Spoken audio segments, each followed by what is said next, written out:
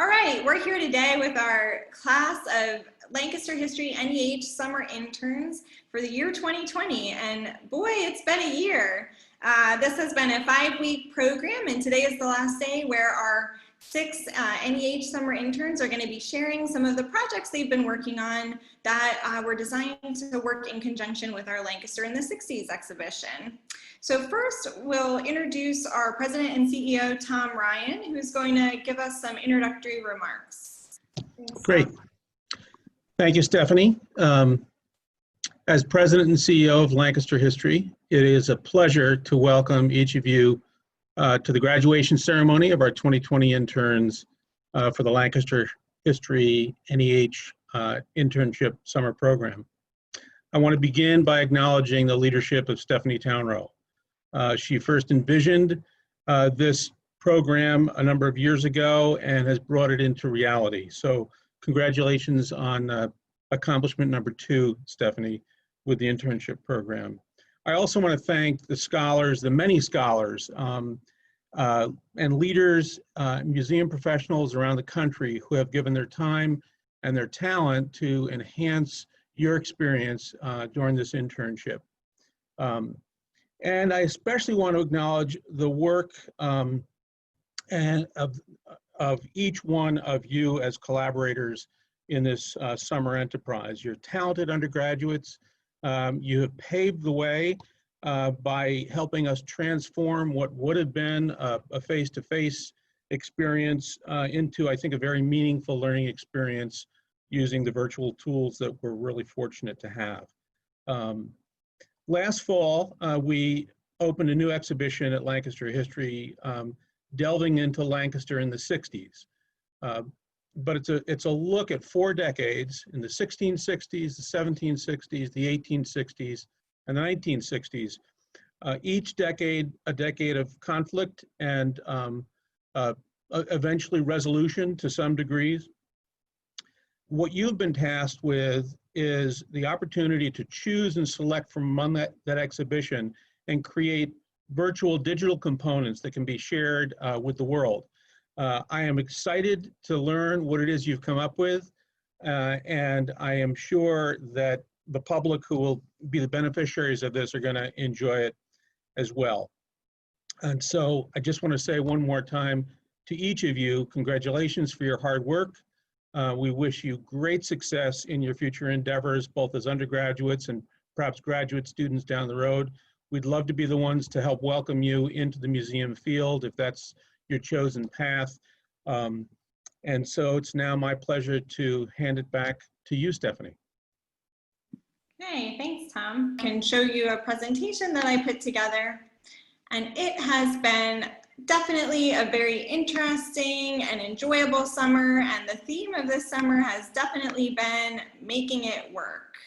And we've made it work in a lot of ways. We've conducted classes and discussions, we've hosted many guest speakers, and we've done a lot of project work, and we've done it all over the course of 5 weeks and 100% over Zoom.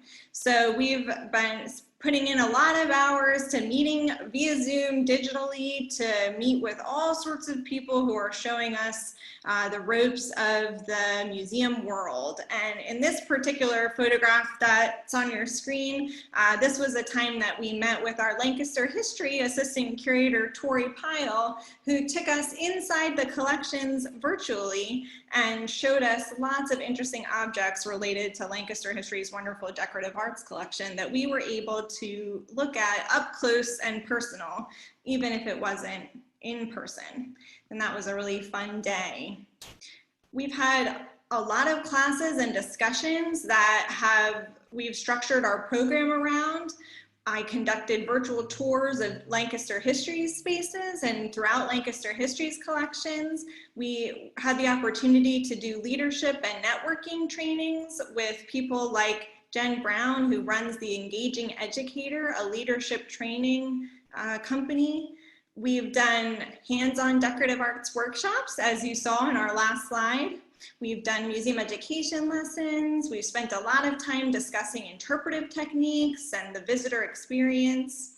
We've talked about historic preservations. We've learned we've learned about the different architectural styles in Lancaster, and we spoke with a historic preservation specialist. We've talked about the archives and library and book studies related fields, and we've had a lot of really interesting conversations about social justice, about Black Lives Matter, about the Museums Are Not Neutral movement, and a lot more than that. So it's been a jam-packed 5 weeks. And I want to take a moment to really thank our guest speakers. Part of the benefit of doing this program virtually is that we got to hear from a lot of different museum professionals and scholars and guests from all over the country, really, people that we wouldn't have necessarily been able to visit in person. So we had a lot of great guests from the Winterthur Museum, from Historic Deerfield. We spoke with someone in Knoxville, a museum educator in Knoxville. We went to Orange County in Florida to talk to an educator there. We went to the 9/11 Museum. We went to Philadelphia and spoke with people from the Museum of the American Revolution. We even spoke with Rachel Thomas, an archivist at a university in Oregon, and many others.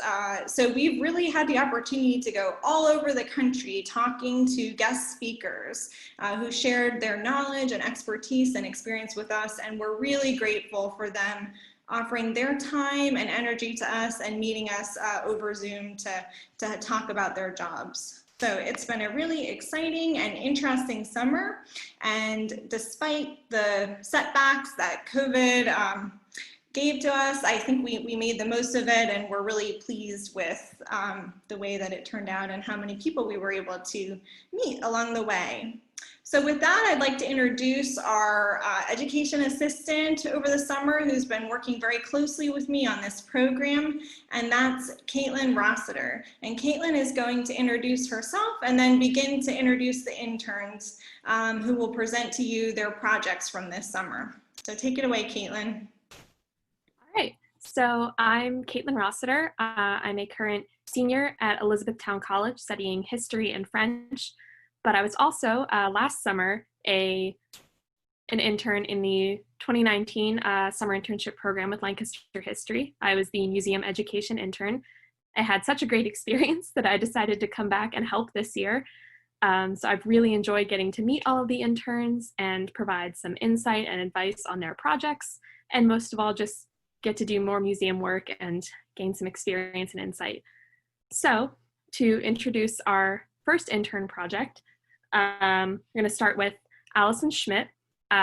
She is a senior at Oberlin College studying English with minors in German and book studies. She is our library department intern this summer, and she has been working with the Lefevre and Eevee Bibles. And of course, a fun fact about Allison is that she was once in a car accident that was caused by geese walking across Route 30. So Allison, please share with us all about your project. For context, most of the geese were okay. All right, let's see if I can, the big test here is if I can share my screen and if everything goes well. Okay. So, all right. So my project this summer was on the Lefevre and Eevee family Bibles. And my final product ended up being 2 Google Arts and Culture exhibits, one on the Lefevre family and one on the Eevee family Bible.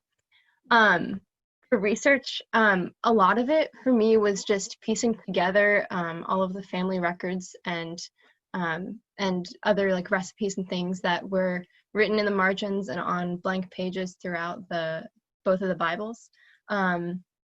I had access to a lot of photos that Lancaster History had that were professionally taken for both of the Bibles. And I also used transcriptions and translations of both pages that Lancaster History had. So the Lefevre Bible is written in French and the Eevee Bible is in German. So it was really helpful to be able to use kind of like get some more information out of other people's work that they'd been doing in the past. And then also for the Lefevre part, the genealogy and kind of the historical background of the family and how they got here I got a lot out of the Pennsylvania Lefevre's website and their like digitized book there. So to start with the Lefevre Bible, this is like the title page for the whole exhibit. And so this Bible belonged to the family of Isaac Lefevre, who had escaped France in 1685, and he brought this Bible with him. His family were they were Protestants, and after the Edict of Nantes was revoked, they lost all of their religious freedoms. So it was better for him to go, and he escaped with the Ferret family. So the first part of this exhibit, I really just trace the kind of route that the Lefevres and the Ferrets took to get from France all the way to Pennsylvania. And then this part is the sort of official, unofficial title page of the Bible. So something that I thought was really interesting is that these two handwritten notes on this page really give a whole lot of information about the Bible. So the title page, it says, was torn out by accident, but it could have been more intentional to protect the printer in case Isaac had been caught with traveling with the Bible. But we also find from this note on the right that it was printed in Geneva in 1608. So there's no official title page, but someone at some point wrote these in, and it kind of stands in as that same title page. Up next is the Lefevre genealogy in the Bible. So it covers from Isaac and his siblings all the way down, I think 4 or 5 generations after that. And they're all handwritten records of births and deaths and marriages. And one of the really interesting ones that I wanted to highlight here is these 2 pages. It covers Joseph Lefevre and his 3 wives, Lydia, Salome, Lydia, and Catherine. So I think he was 2 or 3 generations after Isaac. So these records are written in English, and it's really interesting here because they give the day of the week and also the time of day that they were born, which really only happens on this one generation's records. It doesn't happen any other place in the Bible. So the next category that I think is really interesting and gives a little bit more insight into the family's history is recipes. So there are 2 recipes. One is, I'll jump back to this one in a moment. So the one is this translation or transcription in English of a recipe for homemade cough syrup, and that's pasted in on one of the Bible's back fly leaves. And then the other one is, you can see a part of it here. It's this really a page. It's all covered in text, and it's written in a really old French dialect. So it's been untranslated, but it's believed that this is the original French version of this recipe. So it's really cool to just see how extra family records and other things like recipes are preserved in this family Bible. So up next is the Eevee family Bible. This was printed in 1596 in Germany, and it came to Pennsylvania when Theodorus Durst Eevee brought it with him in 1715. So to start out, this is the title page of the Bible. And something I wanted to highlight here is this printer seal down here. You can really see how the book has been, how it's been aging, and it is not super clear. It hasn't survived very well, but there's a later slide in the exhibit that gives it on a different page. It's a bit clearer. So pretty much the whole Eevee exhibit is family genealogy. So the first one that I wanted to show is there is handwritten. One is Eevee, or Christian Eevee, writing about his marriage to his wife Elizabeth, and then below that is his son Andreas in 1772, writing about his marriage to his wife Barbara. Up next is kind of one of the like major spots for like family genealogy in the Bible. So the left page is essentially Andreas, so this is Durst's grandson, giving all of his children's birth dates, and then the right side is his son Johannes giving his children's birth dates. And also it's interesting because Andreas traces how he got the Bible, and he notes like who in the family passed it down. And then the last thing here is Johannes's son Andreas. It's kind of confusing because some of the names repeat, but also he's going through the chain of inheritance for this Bible, going back up to Durst, and he gives all of the birth dates for his children. And then at the very end, this is the last genealogical record in the Bible. The very end has his death date and Susanna's death date, I think his wife.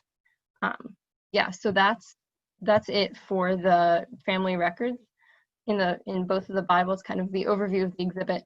But some other like final thoughts that I wanted to share is that like I have really enjoyed doing this project. It's been a really just exciting project to kind of work with these 400-year-old books. And I'm also like really excited to kind of have a role in more of a practical sense and kind of giving the public access to these books and creating this online viewing, especially during the pandemic where Lancaster history is still closed to the public. So just increasing the accessibility of this book has been really exciting for me. So that's all I have. So I'll stop sharing. And we're back.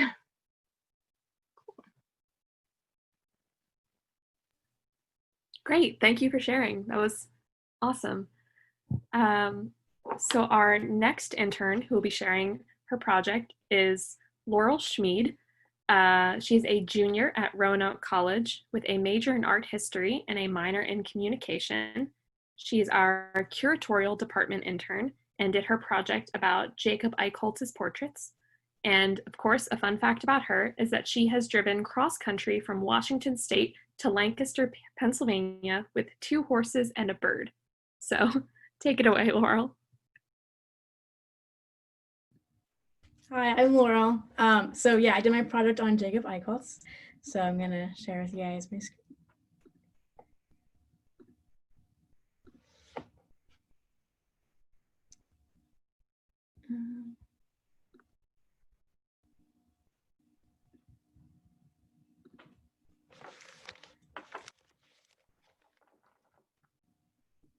So this is just one slide out of my slide presentation that I did.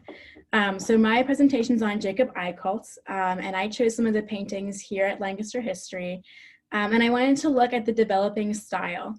You can sort of see the developing style right here in this kind of collage of portraits that I have laid out on this slide. So ultimately what I really wanted to do for my presentation was to have a voiceover, a PowerPoint, so I could kind of share my ideas and share kind of how to analyze and compare and contrast these different artworks.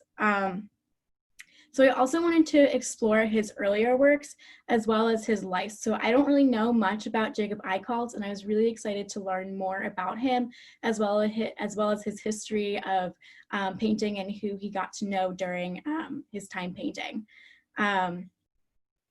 So with that being said, I did a short comparison with Goya's painting, and I compared Jacob Eicholtz with Serena Angelica Mayer. I really wanted to do this comparison because Jacob Eicholtz has a unique style, which is Romanticism, and Jacob Eicholtz taught himself how to paint, and he comes from a German background, and Romanticism comes out of Germany. So I think it's really interesting having a self-made painter, Jacob Eicholtz, comparing his work with a Romanticism painter, Goya, Francisco Goya, who is from Spain. So I did the last, oh my goodness.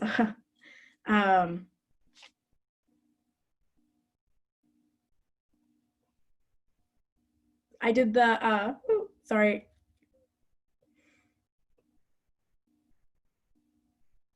I did, so I did the Las Maja Desnuda, and you'll see it in the presentation that will go up. So Las Maja Desnuda. So in this portrait, it was originally nude, and then it's the one I chose is the clothed Desnuda because I wanted to see the comparison between the clothing and how the brush strokes work.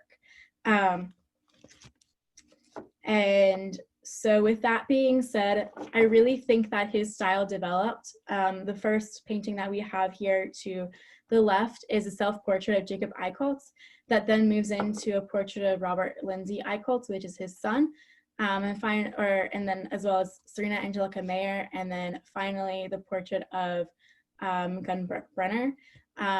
So what I really wanted to focus on and with each of these paintings is, first of all, his earlier style, which we can see messy brush strokes as well as color blocking, and then moving on to Serena Angelica Mayer, like I said, with the comparison of Goya, but really analyzing this one because of the color palette that is chosen as well as the garment she's wearing. We can tell that it is an evening gown because how much skin is being shown, as well as the sail and distance, and as well as the messy seas. It's very sublime. And then finally, I wanted to learn more about the sitters because I think it's really interesting the kind of people that Jacob Eicholtz painted for them. So one of his famous portrait painters was a wealthy elite businessman from Philadelphia. And I think that is also really interesting because when you think of Philly and Lancaster, it's like a 45-minute drive, but back then it was a carriage ride or, you know, whatever. So it was definitely, it's interesting to see the people that he was able to paint as well as his advertising and how far he reached out. So my hope for the research was to educate people about folk and itinerant portrait painters because Jacob Eicholtz, though he's self-made portrait painter and from Lancaster, he's not necessarily someone that we think of like Michelangelo or Degas.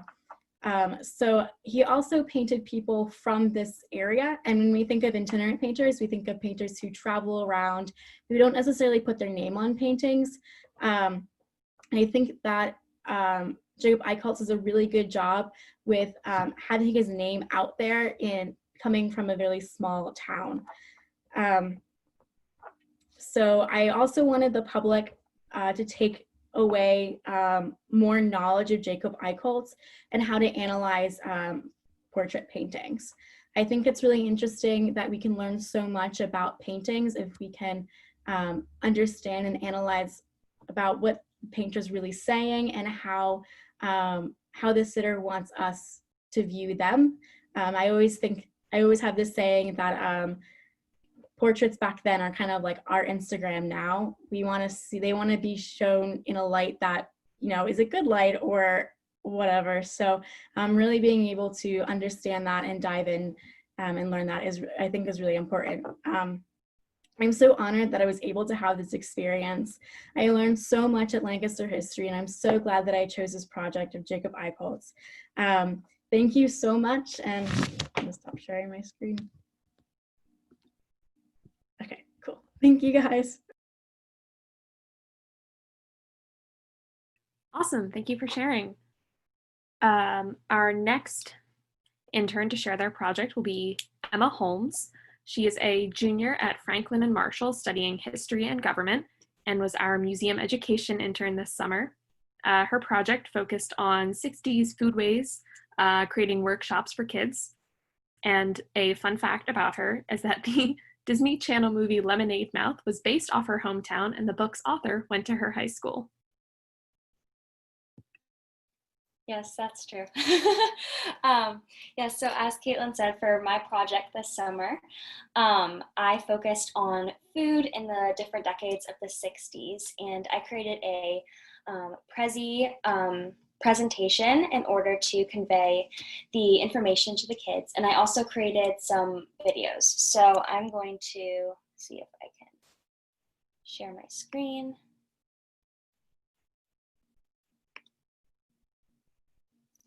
1 second.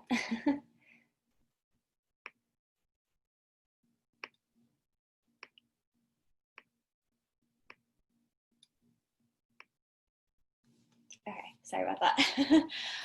So I'm going to walk you through a little bit of the presentation that I put together, and then I will share a quick clip of one of the videos that I made. Let's see. So this is the finished presentation. I kind of wanted to walk the kids through the different decades, and I also wanted to make it pretty interactive, especially during this time since a lot of kids have been cooped up in the house doing homeschooling. I wanted to be able to start some conversations with the kids and their families or their teachers or whoever is looking at it.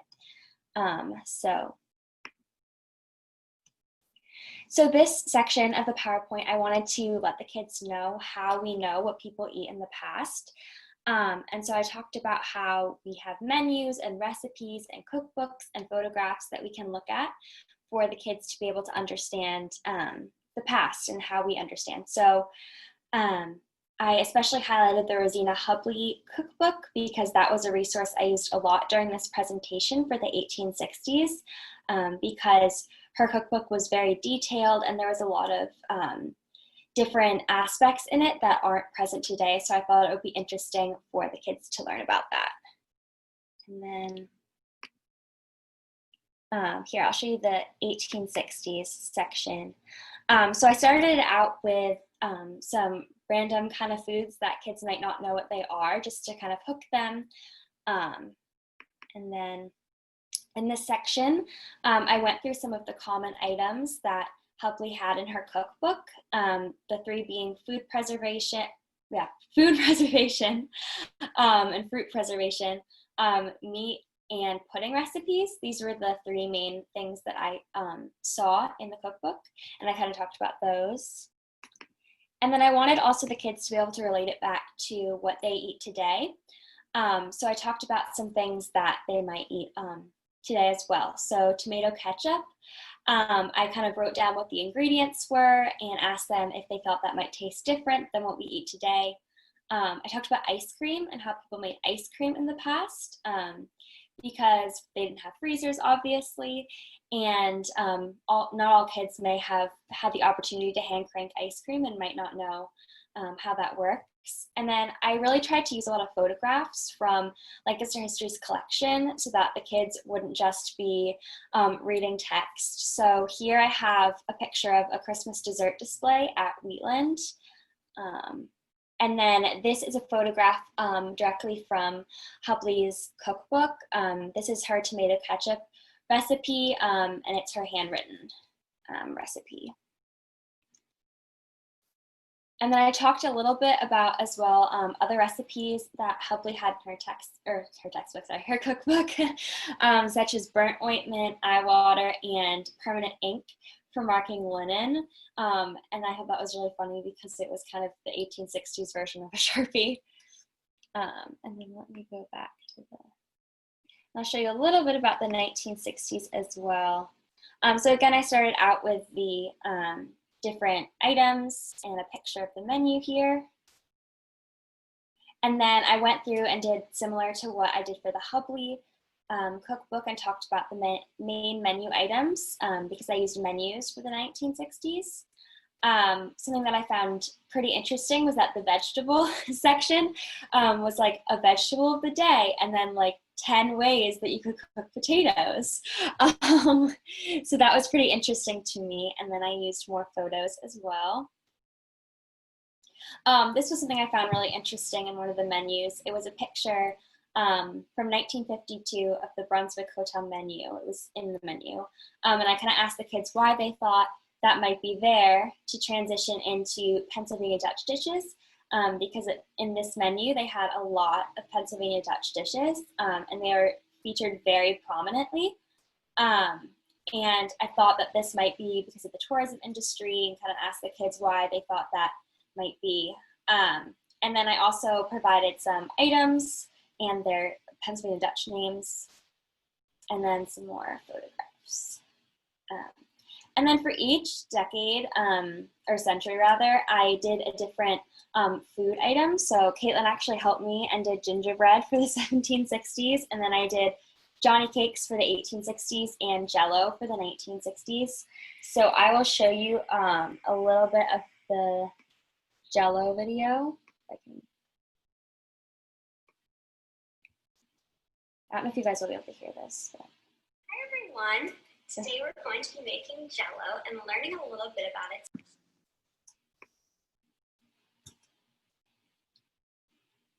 Hi everyone. Today we're going to be making Jell-O and learning a little bit about its history. Now Jell-O was super popular in the 1960s, but it had been around for a really long time in different forms. President Buchanan even ate a form of Jell-O when he lived at Wheatland. This form of Jell-O usually had different foods inside of it, and the Jell-O was more of a carrier for the food. In the 1950s, savory Jell-Os were super popular. Savory means salty or spicy instead of sweet. But in the 1960s, Jell-O began to be marketed as a sweet and light dessert. The fruity flavors became more popular, and we can see on several of our menus that it was even offered along with some whipped cream as a dessert offering at many restaurants in the 1960s. So admittedly, I'm a bit of an amateur chef, but this will be a fun little exploration into what people ate in the 1960s and how they might have made it. So let's go. So our first task here today when we're trying to make the Jell-O is boiling 2 cups of water on the stove. Now make sure if you're using a stove or any sharp objects that you have a parent or a guardian or someone older to help you. So I don't know if you'll be able to see this properly, but what I'm now going to do is I'm going to pour the boiling water from the pot into this. So I'm just going to skip to the end and show you into that warm water and let it sit for a couple minutes. So hopefully it will loosen it up a little bit and let us flip it. We'll see what happens. And here we have it sitting in the pot of warm water. So here is the finished product. I think I actually left it in the warm water a bit too long. That's why it's kind of liquidy on the edges. But here it is. It's pretty cool.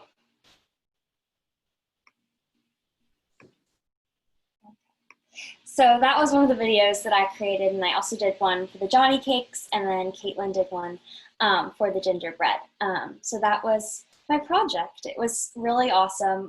I love learning about social history, and this was kind of a deep dive into how people lived in different centuries, and it's just so fascinating to me to see how our diets have changed from like meat and potatoes all the time in the 1860s to what we eat today. So thank you so much. Great, thank you for sharing. So our next intern we have up is Rachel Wilhelm, who is a junior at Grove City College studying history and Spanish. She was our archives department intern this summer and focused her project on Pennsylvania Dutch tourism. And a fun fact about Rachel is that she's been trying to teach herself Japanese this summer. Hi, so as Caitlin said, my project was focusing on Pennsylvania Dutch tourism in the 1960s, and the culmination of my project was 3 separate blog posts for the archives blog, which I'll show you guys in a couple of minutes through a Word document.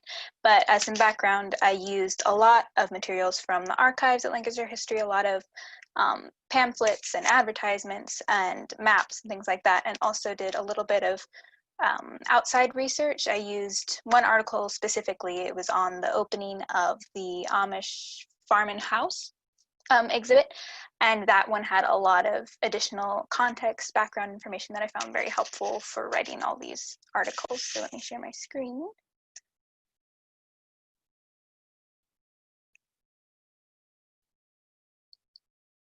All right, so the first article was about just kind of the background of the 1950s, how Lancaster was doing in the 1950s economically, and also already trying to build up tourism. I talked about the perceptions about the plain people or the Amish and Mennonites pre-1960s and the different misconceptions and attitudes towards them before tourism took off.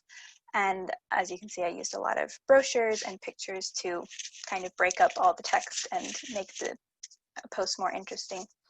And also I talked about a bit of Lancaster's hospitality industry, Hotel Brunswick, which Emma mentioned in her project about their restaurant, and also some camping grounds, things like that. So Lancaster was kind of already set up to welcome a new flood of tourists. And I also talked about the musical Plain and Fancy, which was a huge driving force in the interest for the Amish in Lancaster County. It was a musical about the Amish that debuted in 1955 on Broadway, and it brought renewed attention to the Amish and renewed interest, and people wanted to see them for who they were. What did they actually, how did they live? What were they actually like? And so that's the first post. I ended it with a description of the opening of the Amish farm and house, which sought to be an educational opportunity to kind of disperse any of the misconceptions that had been held leading up to the 1960s. And my second post was on the highway systems in Lancaster, which doesn't seem very interesting at first glance, but we have a lot of maps in Lancaster history, and these highways helped position Lancaster as an ideal location for tourism because it had so many highways leading into it, and it was easy access, and there was a lot of there was a road trip culture growing up in the 1950s and 1960s. So when people took road trips, Lancaster was an ideal location to go, and now there was the interest in the Amish. So all this helped build up Lancaster's position for a tourist explosion in the 1960s. So I was able to use all these maps. And my final post is about what happened in the 1960s, the actual activities, the actual destinations and exhibits that popped up. So I talked about the different attractions, like the Pennsylvania Farm Museum, which today is the Landis Valley Farm Museum, and also the different tours. They had horse and buggy tours, they had the Strasburg Railroad tours, and they also put on a musical of Plain and Fancy and a new one called By Hex. So there was a lot going on in the 60s. And also there was concern by the visitors to see the authentic side of the Amish. So a lot of the attractions tried to cater to that want or need for authenticity. So that meant things like having authentic Pennsylvania Dutch meals, which again, at the Hotel Brunswick, which Emma kind of already talked about, and having the smorgasbord restaurants, things like that. And then the Amish Farm and House Museum, which had a live action Amish farm for people to witness. It also, the pamphlets had to include things like warnings or guidelines for interacting with the Amish, because the visitors were often very enthusiastic and ended up trespassing on farm property or taking pictures of Amish when they didn't want that. So the pamphlets also included a lot of guidelines or warnings or what was prohibited for the tourists who came in. And they also had a lot of, I found this interesting, a lot of the pamphlets kind of took little Amishisms, like the phrase wonderful good or things like that, that were associated with the way Amish spoke, and kind of put them into the pamphlets to create a little more of that authentic environment, I guess. That was interesting. And then I ended this last post with the opening of Dutch Wonderland in 1963, which was a bit of a departure from previous attractions, since it focused a lot more on amusement park rides or other theme park activities rather than an explicitly Amish brand, I guess. So yes, that was the culmination of my research. I'm glad I was able to use so much so many resources from the archives. And personally for me, it was really interesting because I've grown up here my entire life. I've been surrounded by Amish, but I never knew about the origins of the Amish tourism explosion and how popular it is. So it was really interesting for me to be able to see, it kind of started with a musical and people were interested and then snowballed from there. So that was really interesting for me. Thank you. Thanks, Rachel. So our next intern to share is Tina Moore. They are a Hampshire College junior focusing their research on critical history studies and decolonization theory. They're our historic site management intern this summer, and their project was an LGBT plus history of Lancaster City. And a fun fact about them is that they raised a litter of 15 rats last summer. So take it away, Tina. Yeah, I did do that. Also, I was kind of hoping that we could have like I want to try to not talk for as much and like then kind of open it up to discussion if everybody's cool with that. And like you guys can ask questions and I can tell you like a little bit more about like what you specifically want to know about this project. But yeah, so I'm not gonna share my screen or anything, but that's just how we're gonna do things, I think. So I started this project specifically because like, I'm a trans kid in Lancaster, and I think that it's important for like queer folks to be able to have resources that are, kind of right in their face, that are just a little bit more mainstream, that you don't have to like go out and looking for, of examples of like, queer experience and queer people who have lived a long and fulfilling life. Just because oftentimes like that's not what is presented to you in the media. When I decided to do this project, I knew that Lancaster history would not have much for me, or really anything at all. That I was okay with that, because I still think it's important to do. And so I reached out to a couple of contacts that I have in the city, just like personal ones, and also I reached out to this old organization that ran the LGBT safe space group that I went to when I was in high school. They have a section of their organization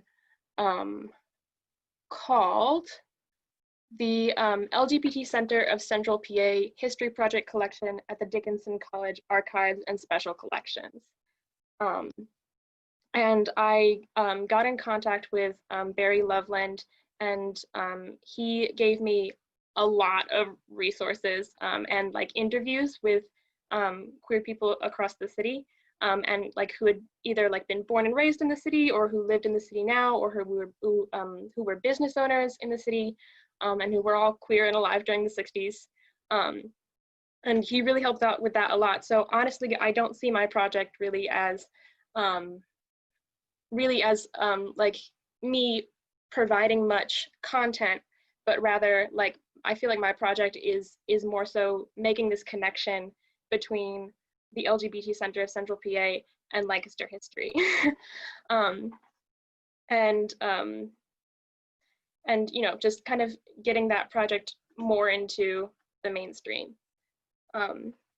And so yeah, I got all these interviews from Barry and read through them, and then I searched out my own connections in the city. So I talked to Jude Sharp, who's a business owner in Lancaster City and also a lesbian, and she's been a friend of my family's for a couple years.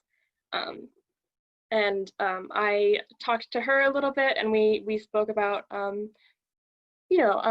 her interview, how she was feeling about it now, and like just her reflections on her life. And she talked about a lot about like the Sundown Lounge, which was a lounge. There was like in Lancaster there was like the Tally Ho, which was like the gay guys bar, and then there was the Sundown Lounge, which was for lesbians. And like the two groups were kind of like really, like, I mean, like we think about like LGBT as like this one cohesive group, but really like it kind of wasn't always like that, and it still has some tears in it. Jude pointed me in the direction of her ex-partner, Sue Martin, who I did an interview with myself. So I called up Sue, and we had a good long conversation about the Sundown Lounge and how Sue organized potlucks, like lesbian party potlucks. And those went on for a good long while until, they had, pretty much for Sue, she said that she decided to get out of them because there was a young girl puffing something in a brown paper bag, and the police were called, and it kind of spooked everybody. She was also deeply involved in the Lavender Letter, which was a newsletter for specifically lesbian issues. You know, she's born and raised in Lancaster and still lives there, and she has 2 lesbian daughters. And you know, it was great fun to talk to her. We talked a little bit about, you know, the Black Lives Matter movement, because I think, you know, those things are all connected with Stonewall in 1969 that was led by you know, Black and Latinx trans women of color who were also sex workers. So it's like those issues I think are deeply tied. So yeah, that's kind of basically what I did. I kind of got information from Barry, and then I got my own interview. But does anybody want to know anything more about that? Yeah. What do you hope to see the public take away from your project and from this connection? Yeah, so I think I'm not really doing this for the public, you know what I mean? Like, I'm doing this specifically like for the queer community and for the LGBT Center of Central PA, because I think that their archives collection is really, really cool, and it deserves to be somewhere that's not just like on their own website. But I think that my hope is, like, I know that this project is incomplete. You know, I know that 4 weeks is not nearly enough time, no matter how much resources I get out of, you know, stuff that people have done before. It's not nearly enough time to tell the story of queer history in Lancaster. And so I think that my hope for this project is that, you know, people take it on themselves to like search out their own history, add their own stories, and I like and just kind of take it and run with it. Like, I hope that it's added to until the idea of it is completely outdated, and then it's critiqued into oblivion, and it's deconstructed and then restructured into something completely new. Like I think that the best thing that can happen to this project is that it's completely torn down and it's turned into something better.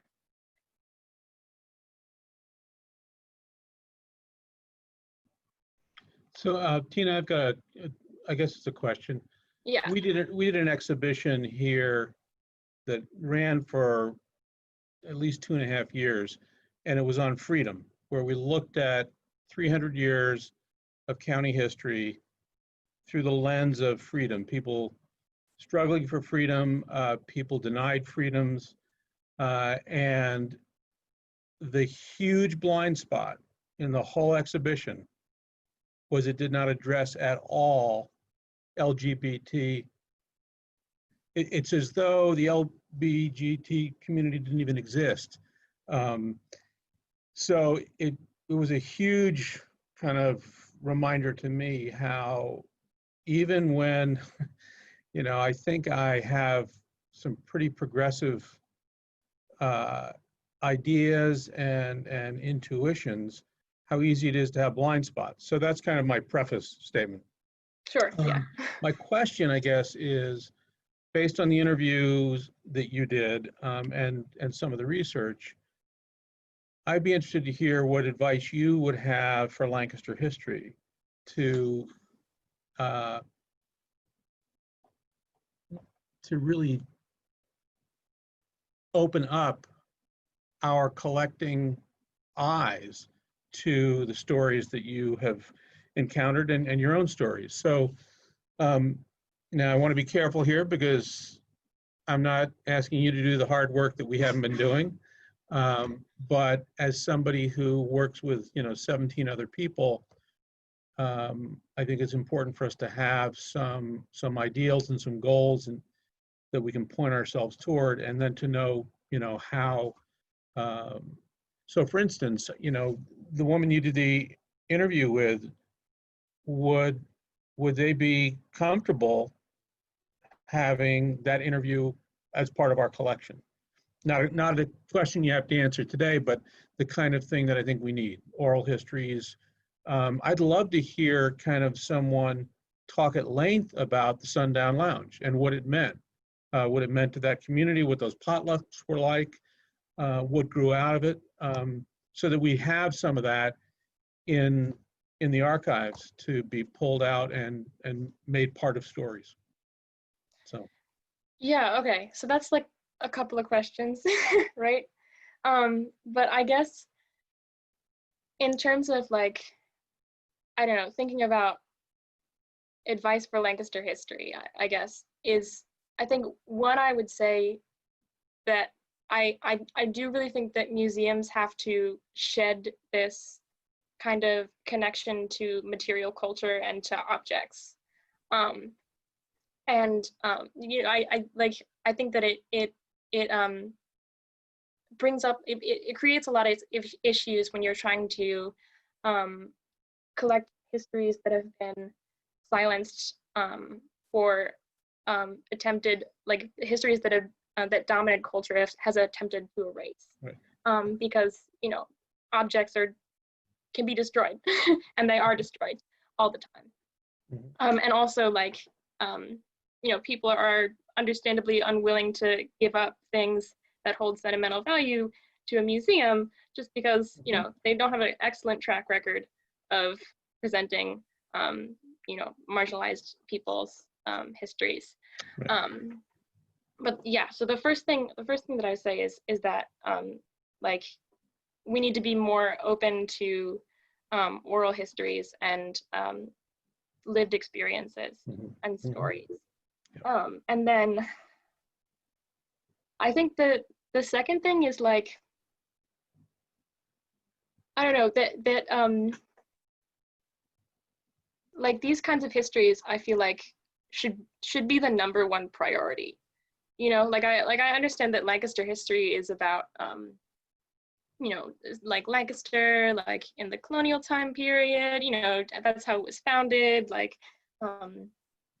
things like that. But I think that if you're really interested in progressing past that mindset, like this has to be #1. Like telling these stories has to be #1 priority.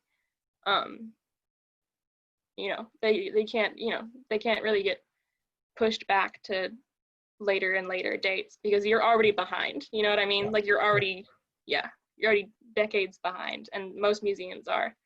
Yeah. So. Well, great. Yeah. Great ideas, and thank you for expanding on those a little bit. Great.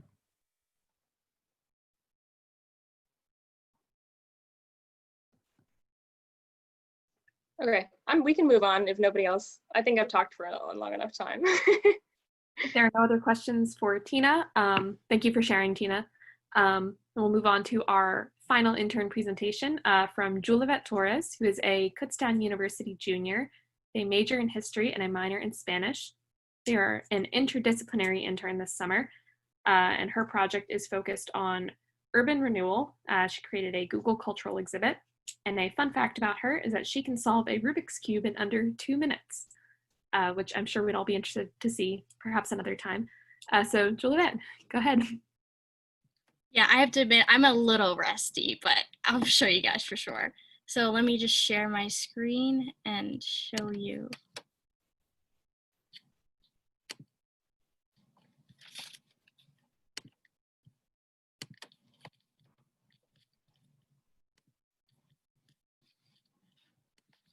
Alrighty, I apologize for the technical difficulties we all go through.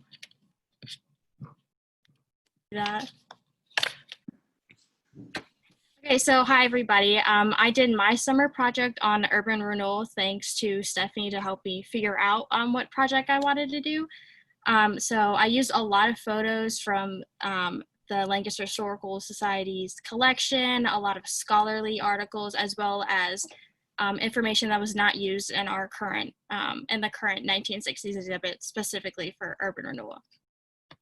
My overall focus of the presentation was to visually explain the impact of Lancaster's urban renewal project with the problems of subsidized housing and the demolition of retail stores. So to start off the exhibit, I explained the problems Lancaster was facing after World War II with the rise of blighted areas and the destruction of retail businesses downtown, as you can see Penn Square.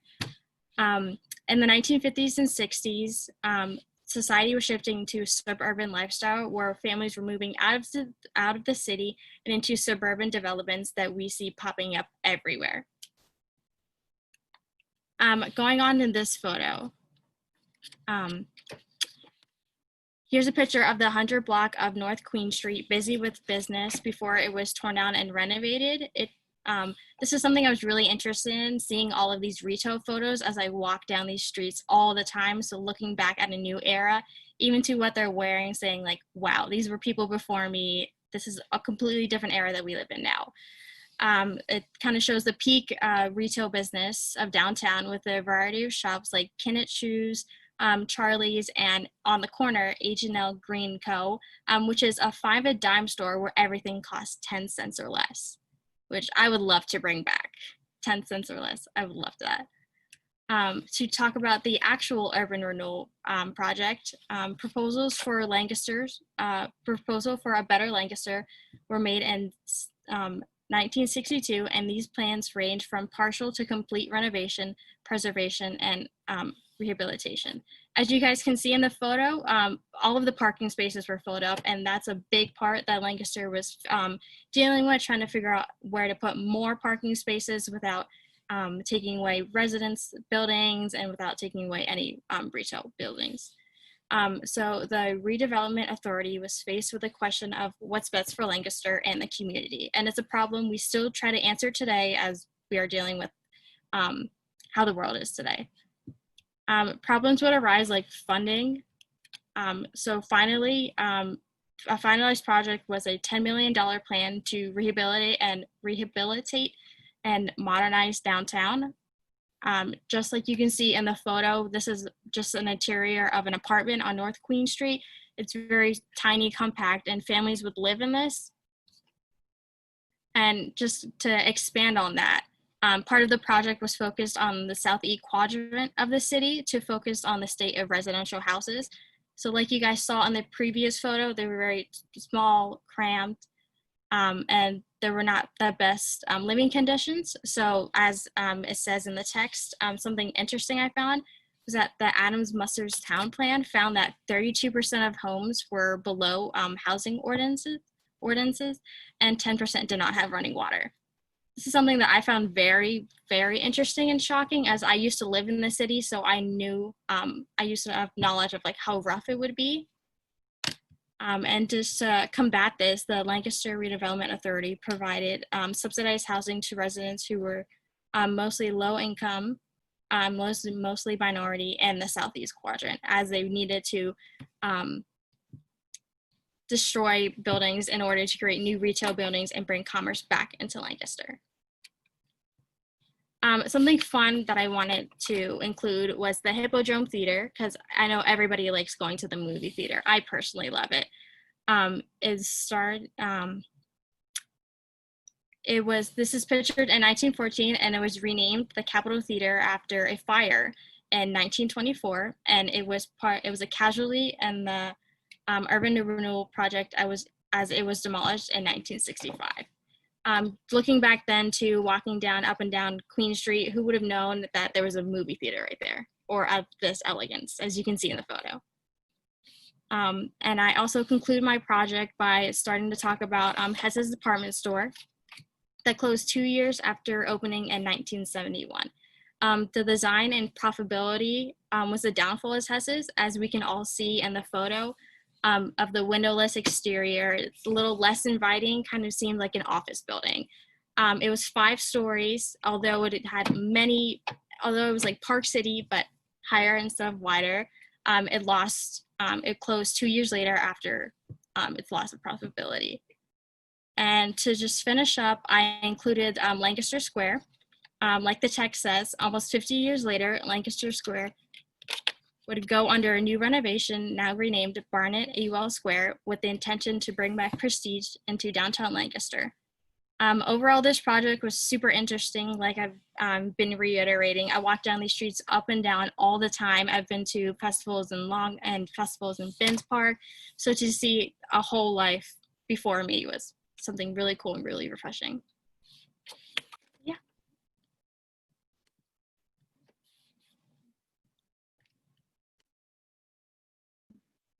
Okay, thank you, Juleva, for sharing your project with us. We've seen now everybody's projects, and we want to share with the public that all of these projects will be available on our Lancaster History website. There's a new section of our website that's called Exhibits, and it's dedicated to showing various digital exhibits that both accompany our physical exhibits and stand on their own. And all of these projects, some are blog entries, some are digital exhibits, and some are other things. They'll all be on the website, hopefully by the end of the summer. So we encourage people who are watching this video to follow Lancaster History on social media to keep up with us, and we'll let you know when everything's available on the website.